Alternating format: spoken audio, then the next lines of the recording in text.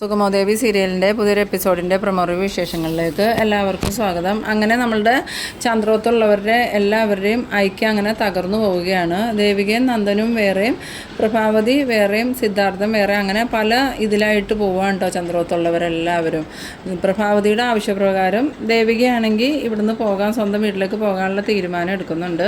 ആ സമയത്ത് പ്രഭാവതിയോട് വന്ന് പറയുമ്പം പ്രഭാവതി പറയുന്നുണ്ട്, എനിക്ക് നിന്നോട് വൈരാഗ്യമൊന്നുമില്ല, ഞാൻ ചില കാര്യങ്ങൾ തീരുമാനിച്ചിട്ടുണ്ട്, അതുപോലെ നടക്കും, എന്തായാലും നീ അതോർത്ത് വിഷമിക്കുകയൊന്നും വേണ്ട, നീ എന്നും എൻ്റെ നല്ലൊരു മരുമകൾ തന്നെയാണ്, പക്ഷേ സ്ഥാനാർത്ഥി എന്നുള്ള നിലയ്ക്ക് നീ എൻ്റെ ശത്രു തന്നെയാണ്, നിന്നെ ജയിക്കാൻ ഞാൻ എങ്ങനെയൊക്കെ നോക്കാവോ അതൊക്കെ ചെയ്യും, അപ്പം നീ നിൻ്റെ വഴി നോക്കിക്കോ. അന്നേരം ദേവിക പറയുന്നുണ്ട്, എന്തായാലും ഞാനിനി ജയിക്കാൻ വേണ്ടിയിട്ട് തന്നെ അമ്മയെ മത്സരിക്കണേന്ന്. അപ്പോൾ പ്രഭാവതി ഒന്ന് പരിഹസിച്ചിരിക്കുന്ന സമയത്ത് ദേവിക പറയുന്നുണ്ട്, ഇപ്പം അമ്മ ചിരിച്ചോ, പക്ഷേ ഇലക്ഷൻ കഴിയുമ്പോഴും അമ്മയുടെ മുഖത്ത് ഈ ചിരി ഉണ്ടാവണം. ആ സമയത്ത് പ്രഭാവതിയാണ് ഈ ദേവികയെ നല്ലോണം പരിഹസിക്കുന്നുണ്ട്. പിന്നീട് ദേവികയും നന്ദനും താഴോട്ട് ഇറങ്ങി വരുന്ന സമയത്ത് രജനി വന്നിട്ട് ചോദിക്കുന്നുണ്ട്, നിങ്ങൾ എവിടെ പോവാന്ന് ചോദിക്കുമ്പം നന്ദൻ പറയുന്നുണ്ട്, അത് കൊള്ളാം, അമ്മ പറഞ്ഞത് ചേച്ചി കേട്ടില്ലേ, ഒന്നിലെ ദേവിയോ അല്ലെങ്കിൽ അമ്മയോ മാത്രമേ ഇവിടെ പാടുള്ളൂ എന്ന്, എന്തായാലും അമ്മയുടെ വീട്ടിൽ നിന്ന് അമ്മേനെ ഇറക്കി വിടാൻ പറ്റില്ലല്ലോ, അപ്പോൾ പിന്നെ ഇവിടുന്ന് പോകേണ്ടത് ദേവിയല്ലേന്ന്. ആ സമയത്ത് രജനി ചോദിക്കുന്നുണ്ട്, അതിന് ഇത്രമാത്രം ബാഗും പെട്ടിയൊക്കെ എന്തിനാന്ന് ചോദിക്കുമ്പം ദേവി ഇവിടെ ഇല്ലാത്ത സ്ഥിതിക്ക് ഞാനും ദേവിയുടെ ഒപ്പം പോവുക, ദേവി എവിടെയാണോ അവിടെയാണ് ഞാനും നിൽക്കണേന്ന് പറയുമ്പം രജനി പറയുന്നുണ്ട്, അതിൻ്റെ ആവശ്യമുണ്ടോ നന്ദ, ദേവിക തൽക്കാലം ദേവികയുടെ വീട്ടിൽ നിൽക്കട്ടെ, നിനക്ക് ഇവിടെ തന്നെ താമസിച്ചുകൂടെയെന്ന് ചോദിക്കുമ്പം അത് ശരിയാവില്ല ചേച്ചി, എൻ്റെ ഭാര്യയെ ഇവിടുന്ന് ഇറക്കി വിട്ടിട്ട് ഞാനിവിടെ താമസിക്കുന്നതിൽ യാതൊരു അർത്ഥവുമില്ല, ദേവി എന്ന് തിരിച്ചിങ്ങോട്ട് വരുന്നോ അന്നേ ഞാൻ തിരിച്ചു വരുള്ളൂ, അത്രയും ദിവസം ഞാൻ ദേവിയുടെ വീട്ടിലായിരിക്കുന്നു. ആ സമയം ദേവിക പറയുന്നുണ്ട്, അതൊന്നും വേണ്ട നന്ദു, നന്ദു ഇവിടെ തന്നെ നിന്നോ, അമ്മയ്ക്കും അച്ഛനക്കും ഒക്കെ സഹായമായിട്ട് ഞാൻ എന്തായാലും വീട്ടിലേക്ക് പൊക്കോളാം, ആവശ്യമുള്ളപ്പോൾ നന്ദു അങ്ങോട്ട് വന്നാൽ മതി, എൻ്റെ വീട്ടിൽ തന്നെ വന്ന് താമസിക്കേണ്ടെന്ന് പറയുമ്പോൾ അതൊന്നും ശരിയാവില്ല ദേവി, എന്തായാലും ഞാനിവിടെ നിന്നിട്ടുണ്ടെങ്കിൽ ശരിയാവില്ല, ഞാനും കൂടിയും ദേവിയുടെ കൂടെ വരുവാണെന്നും പറഞ്ഞ് അങ്ങനെ പോകുന്നുണ്ട്. ഈ സമയത്ത് സിദ്ധാർത്ഥം വന്നിട്ട് ചോദിക്കുന്നുണ്ട്, മക്കൾ തീരുമാനത്തിൽ ഉറച്ചു നിൽക്കുകയാണോ എന്ന് ചോദിക്കുമ്പോൾ ദേവിക പറയുന്നുണ്ട്, ഇത് ഞങ്ങളായിട്ട് എടുത്ത തീരുമാനമല്ലല്ലോ അച്ഛാ, അമ്മയുടെ തീരുമാനമല്ലേ, അമ്മയുടെ തീരുമാനത്തിന് എതിര് നിൽക്കേണ്ട കാര്യമില്ലല്ലോ, എന്തായാലും അമ്മ പറഞ്ഞതിൽ ഒരു കാര്യം ശരിയാണ്, രണ്ട് സ്ഥാനാർത്ഥികളും ഒരേ വീട്ടിൽ താമസിക്കുന്നത് ബുദ്ധിമുട്ടായിരിക്കും, ഞങ്ങൾക്ക് പല കാര്യത്തിലും തീരുമാനങ്ങൾ എടുക്കണ്ടേ, ആ സമയത്ത് അതൊരു ബുദ്ധിമുട്ടുള്ള കാര്യം, എന്തായാലും ഞാൻ എൻ്റെ വീട്ടിലോട്ട് പോകാം, ഇനി ഇലക്ഷൻ കഴിയാതെ ഞാനിങ്ങോട്ട് വരില്ല കേട്ടോ അച്ഛാന്നൊക്കെ പറഞ്ഞുകൊണ്ട് നമ്മളുടെ ദേവികയും അതുപോലെ നന്ദനും ബൈക്കിൽ കയറി അങ്ങോട്ട് പോകുന്നുണ്ട്. പിന്നീട് കാണിക്കുന്നത് നമ്മളുടെ രാധികേനെയും മാധവനെയും ശാരികേനെയാണ്. അവരിങ്ങനെ സംസാരിക്കുന്നുണ്ട്. ചന്ദ്രോത്ത് നന്ദനും ദേവികയും കൂടി നോമിനേഷൻ പിൻവലിക്കുന്ന കാര്യം പറഞ്ഞിട്ട് എന്തായോ ആവോ ഒന്നും അറിയില്ലല്ലോ എന്ന് പറയുമ്പോൾ ശാരിക പറയുന്നുണ്ട്, ഞാൻ ചേച്ചിയുടെ ഫോണിലേക്ക് വിളിച്ചായിരുന്നു അച്ഛാ, എല്ലാം വിശദമായിട്ട് പറയാമെന്നാണ് ചേച്ചി പറഞ്ഞത്, അന്നേരം ചേച്ചി ഒന്നും പറഞ്ഞില്ല എന്ന്. അന്നേരം മാധവൻ ചോദിക്കുന്നുണ്ട്, ഇനിയിപ്പോൾ മോളും കൂടി വരുമായിരിക്കുമോ എന്ന് ചോദിക്കുമ്പോൾ ഒന്നും അറിയില്ല അച്ഛാ, എന്തായാലും കുറച്ച് സമയം കൂടി കഴിഞ്ഞിട്ട് ചേച്ചീനെ ഒന്ന് വിളിച്ച് നോക്കാം. അന്നേരം ചന്ദ്രമതി എല്ലാവരും ഉണ്ടായിരുന്നു, അതുകൊണ്ട് ചേച്ചി ഫോൺ അറ്റൻഡ് ചെയ്തെങ്കിലും കാര്യങ്ങളൊന്നും സംസാരിച്ചില്ല, എന്തായാലും കുറച്ച് കഴിയുമ്പോൾ മോളൊന്ന് വിളിച്ച് നോക്കുന്ന മാധവനും പറയുന്നുണ്ട്. അവരങ്ങനെ സംസാരിച്ചിരിക്കുന്ന സമയത്താണ് നന്ദൻ്റെ വണ്ടിയുടെ ഒച്ച കേൾക്കുന്നത്. ഒച്ച കേട്ടതും ശാരിക പറയുന്നുണ്ട്, നന്ദേട്ടൻ വന്നെന്ന് തോന്നണമല്ലോ, നന്ദേട്ടൻ്റെ വണ്ടിയുടെ സൗണ്ടാലോ എന്ന് പറയുമ്പോൾ നന്ദൻ ഈ സമയത്ത് നന്ദൻ എന്തിനാ ഇങ്ങോട്ട് വന്നേ, ഇനിയിപ്പോൾ ചേച്ചിയും കൂടി ഉണ്ടാവുമായിരിക്കും അമ്മയെന്നും പറഞ്ഞ് വേഗം തന്നെ ശാരിക ചെന്ന് ഡോറ് തുറക്കുന്നുണ്ട്. ഡോറ് തുറന്ന് നന്ദനെയും ദേവികയും കണ്ടതും ശാരി ആകെ അത്ഭുതപ്പെട്ടു പോകുന്നുണ്ട്. കാരണം നന്ദൻ്റെയും ദേവികയുടെയും കയ്യിൽ ഓരോ ബാഗും ഉണ്ട്. അത് കണ്ടതും ശാരി ചോദിക്കുന്നുണ്ട്, ഇതെന്താ നന്ദേട്ടനും ചേച്ചിയും എവിടെയെങ്കിലും ടൂറ് പോവുകയാണോ ബാഗൊക്കെ ആയിട്ട് വന്നേക്കണേന്ന് ചോദിക്കുമ്പം അതെ ഞങ്ങളൊരു ടൂർ വന്നതാ, പക്ഷേ എങ്ങോട്ടും പോവുമല്ല, ഇങ്ങോട്ടേക്കാണ് ടൂർ വന്നേക്കണേ, ഇലക്ഷൻ കഴിയണ വരെ ഞാനും ദേവിയും ഇനി ഇവിടെ താമസിക്കണേന്ന്. അത് കേട്ടതും ശാരിക ചോദിക്കുന്നുണ്ട്, അതെന്താ ചന്ദ്രോത്തുനിന്ന് പോകുന്നതെന്ന് ചോദിക്കുമ്പോൾ അത് കുറച്ച് കാര്യങ്ങളൊക്കെ ഉണ്ട്, അതൊക്കെ ഞങ്ങൾ അകത്തേക്ക് വന്നിട്ട് പറയാം, തൽക്കാലം നീ ബാഗൊന്ന് പിടിക്കുന്നു പറഞ്ഞ് ദേവിക ബാഗ് ശാരികയുടെ കൊടുക്കുന്നുണ്ട്. വേഗം തന്നെ ശാരി വന്ന് ആ ബാഗും മേടിച്ചുകൊണ്ട് അകത്തേക്ക് കയറി പോകുന്നുണ്ട്. കൂടെ ദേവികയും നന്ദനും ഉണ്ട്. നന്ദനെയും ദേവികയും കണ്ടതും രാധികയും മാധവനും ചോദിക്കുന്നുണ്ട്, എന്താ മക്കളെ ഈ നേരത്ത് വന്നേന്ന് ചോദിക്കുമ്പോൾ അത് വേറെ ഒന്നുമല്ല, ഇന്നത്തോടുകൂടി എല്ലാ പ്രശ്നങ്ങളും അവസാനിക്കുമെന്ന് കരുതിയതാ, അതിനുവേണ്ടി ചന്ദ്രമതി ആൻറ്റിയും ഞങ്ങളെല്ലാവരും കൂടി സംസാരിച്ചൊരു തീരുമാനത്തിലെത്തിയിരുന്നു, അമ്മയും ദേവികയും മത്സരിക്കുന്നില്ല എന്നുള്ള തീരുമാനത്തിലെത്തിയ ദേവിക അത് അംഗീകരിച്ചു, അച്ഛനെയും കൊണ്ട് ഞങ്ങൾ സമ്മതിപ്പിച്ചു, അതോടൊപ്പം അമ്മയും സമ്മതിക്കാമെന്ന് തീരുമാനിച്ചത്. ആ സമയത്താണ് അമ്മയ്ക്കൊരു കോള് വന്നത്.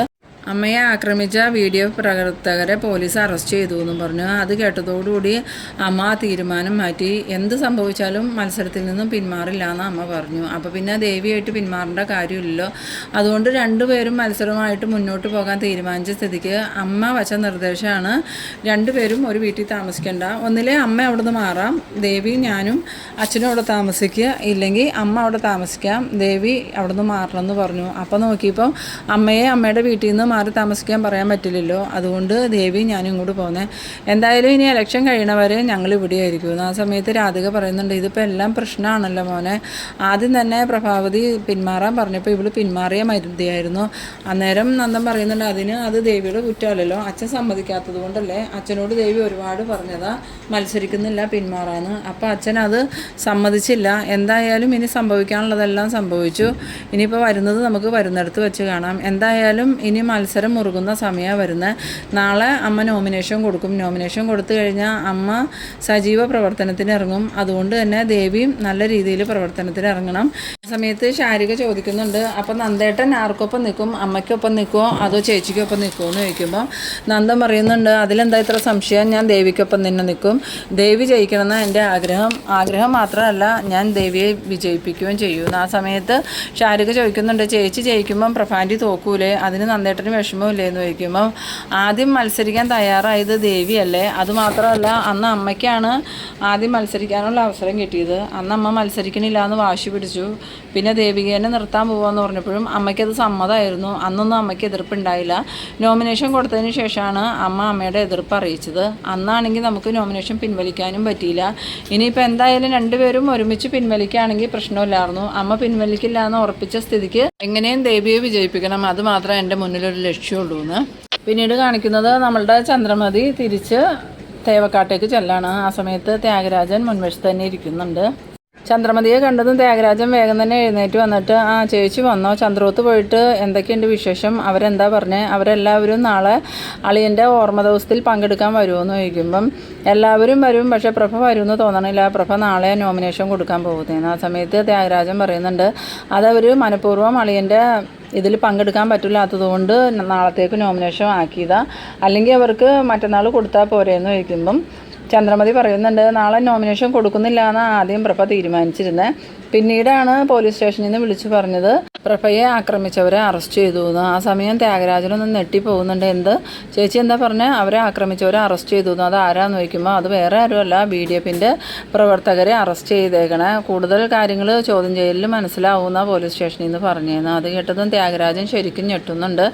എന്നിട്ട് ത്യാഗരാജനോട് ചന്ദ്രമതി ചോദിക്കുന്നുണ്ട്, അത് കേട്ടപ്പോൾ എന്താ നിൻ്റെ മുഖത്തൊരു പാവമാറ്റം എന്ന് ചോദിക്കുമ്പം അല്ല, അറസ്റ്റ് ചെയ്തു എന്ന് കേട്ടപ്പം എനിക്ക് സന്തോഷമായി, പക്ഷേ അത് BDFൻ്റെ പ്രവർത്തകരാണെന്ന് അറിഞ്ഞതുകൊണ്ടാണ് എനിക്കൊരു ഞെട്ടലുണ്ടായെന്ന്. അപ്പം നാളെ അളിയൻ്റെ ഓർമ്മ ദിവസമായിട്ട് പ്രഭാവതി വരില്ലേന്ന് ചോദിക്കുമ്പം പ്രഭ നാളെ വരില്ല, നോമിനേഷൻ കൊടുക്കാൻ പോവുക, അല്ലെങ്കിൽ വന്നേനെന്ന് പറയുമ്പം ത്യാഗരാജൻ പറയുന്നുണ്ട്, അതൊക്കെ അവരുടെ വെറും ജാടയാണ്, അവർക്ക് ഈ പരിപാടിയിൽ പങ്കെടുക്കാൻ പറ്റില്ലാത്തത് കൊണ്ടാണ് അവർ നാളെ തന്നെ നോമിനേഷൻ കൊടുക്കണത്, അല്ലെങ്കിൽ അവർക്ക് ഇന്നലെ കൊടുക്കായിരുന്നല്ലോ, അല്ലെങ്കിൽ മറ്റന്നാൾ കൊടുത്താലും പോരേന്ന്. ആ സമയം ചന്ദ്രമതി ഇങ്ങനെ ഒന്ന് ആലോചിക്കുന്നുണ്ട്. എന്നിട്ട് ചന്ദ്രമതി പറയുന്നുണ്ട്, ഇല്ല പ്രഭ ഒരിക്കലും അങ്ങനെ ചിന്തിക്കില്ല. അതുമാത്രമല്ല, ഇപ്പോൾ പ്രഭ മത്സരിക്കുന്നത് KDFൻ്റെ സ്ഥാനാർത്ഥിയായിട്ടല്ലേ, അതുകൊണ്ട് തന്നെ BDFൻ്റെ ഒരു പരിപാടിയിൽ പ്രഭ പങ്കെടുത്തിട്ടുണ്ടെങ്കിൽ അത് KDFൻ്റെ പ്രവർത്തകർക്ക് ഇഷ്ടാവില്ലല്ലോ, അതുകൊണ്ടുകൂടിയ പ്രഭ വന്നില്ലാത്തതെന്ന്. ആ സമയം ത്യാഗരാജൻ മനസ്സിൽ വിചാരിക്കുന്നുണ്ട്, എത്രയും പെട്ടെന്ന് അറസ്റ്റിലായവരെ വെളിയിലിറക്കാനുള്ള മാർഗം നോക്കണം, ഇല്ലെങ്കിൽ ഇതിൻ്റെ പിന്നിൽ താനാണ് പ്രവർത്തിച്ചതെന്ന് BDFകാർ അറിഞ്ഞിട്ടുണ്ടെങ്കിൽ തന്നോട് അവർ ഒരിക്കലും പൊറുക്കില്ല. അതുകൊണ്ട് എത്രയും വേഗം അരുന്ധതി മേഡത്തെ വിളിച്ച് അവരെ ജാമ്യത്തിൽ ഇറക്കാൻ പറയണമെന്നും മനസ്സിൽ വിചാരിച്ചുകൊണ്ട് ത്യാഗരാജൻ അങ്ങോട്ട് പോകുന്നുണ്ട്. പിന്നീട് അരുന്ധതി ഇങ്ങനെ ഇരിക്കുന്ന സമയത്ത് ത്യാഗരാജൻ്റെ കോള് വരുന്നുണ്ട്. കോള് കണ്ടതും അരുന്ധതി ഇവനെന്തിനാ ഇപ്പം എന്നെ വിളിക്കണേന്നൊക്കെ ഇങ്ങനെ മനസ്സിൽ ചിന്തിച്ചുകൊണ്ട് കോൾ അറ്റൻഡ് ചെയ്തിട്ട്, എന്താ ത്യാഗരാജ ഈ സമയത്ത് വിളിക്കണേന്ന് ചോദിക്കുമ്പം അത് മേഡം ഒരു അത്യാവശ്യ കാര്യം പറയാനാ.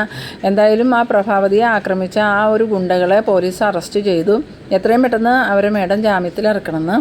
അത് തന്നോട് ആരാ പറഞ്ഞ്? അത് ചേച്ചി ഇപ്പോൾ ചന്ദ്രോത്ത് പോയിട്ട് വന്നിരുന്നു, പ്രഭാവതിയെ പോലീസ് സ്റ്റേഷനിൽ നിന്ന് വിളിച്ചു പറഞ്ഞെന്നാ പറഞ്ഞേ. എത്രയും പെട്ടെന്ന് ജാമ്യത്തിൽ ഇറക്കിയില്ലെങ്കിൽ അത് നമുക്ക് ദോഷം ചെയ്യും മേഡം. പോലീസ് അവരെ കാര്യമായി ചോദ്യം ചെയ്തിട്ടുണ്ടെങ്കിൽ അതിൻ്റെ പിന്നിൽ ഞാനാന്നുള്ള കാര്യം അവർ പറയും. അങ്ങനെ പറഞ്ഞു കഴിഞ്ഞാൽ നമ്മളുടെ പിന്നെ ഒരു പ്ലാനും നടക്കൂല, എല്ലാ പ്ലാനുകളും പൊളിയും. അതുകൊണ്ട് മേഡം എത്രയും പെട്ടെന്ന് ആ CAയെ വിളിച്ച് അവരെ പുറത്തു വിടാനുള്ള ഏർപ്പാട് ചെയ്യുന്നു. ആ സമയത്ത് അരുന്ധതി ദേഷ്യത്തോടുകൂടി പറയുന്നുണ്ട്, ത്യാഗരാജനോട് ഞാൻ പലപ്പോഴും പറഞ്ഞിട്ടുണ്ട് ആവശ്യമില്ലാത്ത ഒരു പണിക്കും പോകരുതെന്ന്. എന്നിട്ടിപ്പോൾ എന്തായി? അവരെ ആരും കണ്ടുപിടിക്കാത്ത രീതിയിൽ ഒളിപ്പിച്ചിട്ടുണ്ടെന്നല്ലേ പറഞ്ഞേ? എന്നിട്ടിപ്പോൾ അവരെ എങ്ങനെയാണ് പോലീസ് കണ്ടുപിടിച്ചതെന്ന് ചോദിക്കുമ്പോൾ, അതൊന്നും എനിക്ക് അറിയില്ല മാഡം, എന്തായാലും സംഭവിക്കാനുള്ളത് സംഭവിച്ചു. ഇനി മുന്നോട്ടുള്ള കാര്യങ്ങൾ നമ്മൾ നോക്കിയും കണ്ടും ചെയ്തില്ലെങ്കിൽ നമ്മൾ ഇതുവരെയും പ്ലാൻ ചെയ്തതെല്ലാം പൊളിയും. ആ പ്രഭാവതി മത്സരത്തിൽ ജയിക്കുകയും ചെയ്യുമെന്ന് പറയുന്നു. ആ സമയത്ത് അരുന്ധതി പറയുന്നുണ്ട്, എന്തായാലും ഞാനൊന്ന് സ്റ്റേഷൻ വരെ പോകാം, അവരെ കണ്ടിട്ട് ഇതിൻ്റെ പിന്നിൽ പ്രഭാവതി തന്നെയാണെന്ന് അവരെയും കൊണ്ട് പറയിപ്പിക്കാം. അപ്പോൾ പിന്നെ പ്രഭാവതി ഇപ്പം ഉണ്ടാക്കിയെടുത്തേക്കണ എല്ലാ ഇമേജും പോയിക്കോളും. അപ്പോൾ നമ്മളുടെ സ്ഥാനാർത്ഥി ദേവിക വിജയിക്കും എന്നുള്ള കാര്യത്തിൽ ഉറപ്പുമാവുമെന്ന്. പിന്നീട് കാണിക്കുന്നത് നന്ദൻ ചന്ദ്രോത്തേക്ക് വരാണ്. നന്ദനെ കണ്ടതും പ്രഭാവതി വന്നിട്ട് ചോദിക്കുന്നുണ്ട്, എന്താ നന്ദ, നീയും ദേവികയുടെ വീട്ടിൽ തന്നെ താമസമാക്കിയോന്ന് ചോദിക്കുമ്പോൾ, അമ്മയല്ലേ പറഞ്ഞാൽ ദേവികയോട് ഇവിടെ താമസിക്കാൻ പറ്റില്ല എന്ന്. ദേവിക ഇവിടെ ഇല്ലെങ്കിൽ പിന്നെ ഞാനും ഇവിടെ നിൽക്കേണ്ട കാര്യമില്ലല്ലോ, ദേവി എവിടെയാണോ അവിടെ ഞാനും നിൽക്കുള്ളൂ എന്ന്. ആ സമയത്ത് പ്രഭാവതി പറയുന്നുണ്ട്, കുറച്ച് ദിവസം മുമ്പ് വരെ നീ ഇങ്ങനെയല്ലല്ലോ പറഞ്ഞുകൊണ്ടിരുന്നത്, അവൾ എങ്ങോട്ട് വേണമെങ്കിലും പോയിക്കോട്ടെ, എന്ത് വേണമെങ്കിലും ആയിക്കോട്ടെ, എനിക്കൊരു കുഴപ്പമില്ല എന്നല്ലേ, ഇപ്പം എന്താ നീ ഇങ്ങനെ മാറ്റി പറയണേ? അന്ന് എനിക്ക് ചെറിയ തെറ്റിദ്ധാരണ ഉണ്ടായിരുന്നു, ഇപ്പം എൻ്റെ ആ തെറ്റിദ്ധാരണകളെല്ലാം മാറി. ദേവി ഒരു തെറ്റും ചെയ്യില്ല എന്നുള്ള കാര്യത്തിൽ എനിക്ക് പൂർണ്ണ ബോധ്യമുണ്ട്. അതുകൊണ്ടാണ് ഞാനിപ്പോൾ ഇങ്ങനെയൊക്കെ സംസാരിക്കുന്നതും പ്രവർത്തിക്കുന്നതും. എന്തായാലും അമ്മയ്ക്കത് ബുദ്ധിമുട്ടുണ്ടാക്കിയെങ്കിൽ അമ്മ എന്നോട് ക്ഷമിക്കുന്നു. ആ സമയം പ്രഭാവതി പറയുന്നുണ്ട്, നീയും ദേവികയും ഒരുമിച്ച് തന്നെ ജീവിക്കണമെന്നാണ് എൻ്റെ ആഗ്രഹം. നിങ്ങൾ വഴക്കിട്ട് രണ്ടിടത്തായപ്പം എനിക്കത് ഭയങ്കര സങ്കടമായിരുന്നു. പക്ഷേ നിങ്ങൾ ഒരുമിച്ച് ജീവിക്കണം കാണുമ്പം എനിക്ക് വലിയ സന്തോഷമാണ്. എന്നാൽ പിന്നെ അമ്മ എന്തിനാ ദേവീനെ ഇങ്ങനെയിട്ട് കഷ്ടപ്പെടുത്തണേ?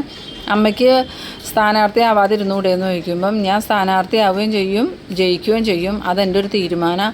എന്തായാലും ദേവിക മത്സരത്തിൽ ജയിക്കാനൊന്നും പോണില്ല എന്ന്. അന്നേരം നന്ദൻ പറയുന്നുണ്ട്, അമ്മ എന്തൊക്കെ പറഞ്ഞാലും മത്സരത്തിൽ ജയിക്കാൻ പോകുന്നത് ദേവിക തന്നെയാണ്, അമ്മ ഒരിക്കലും ജയിക്കില്ല, അമ്മ പരാജയപ്പെടും. ആ സമയത്ത് പ്രഭാവതി പറയുന്നുണ്ട്, അത് ദേവികയുടെ നിൻ്റെ വെറും ഒരു സ്വപ്നം മാത്രമാണ്, ജീവിതത്തിൽ ജയിക്കാൻ പോകുന്നത് ഞാനാ.